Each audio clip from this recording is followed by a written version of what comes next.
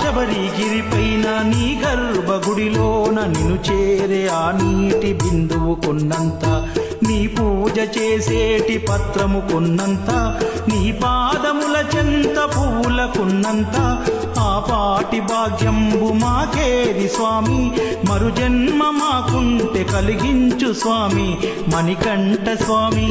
స్వామియే శరణమయ్యప్ప, స్వామియే శరణమయ్యప్ప, స్వామియే శరణమయ్యప్ప, స్వామియే శరణమయ్యప్ప.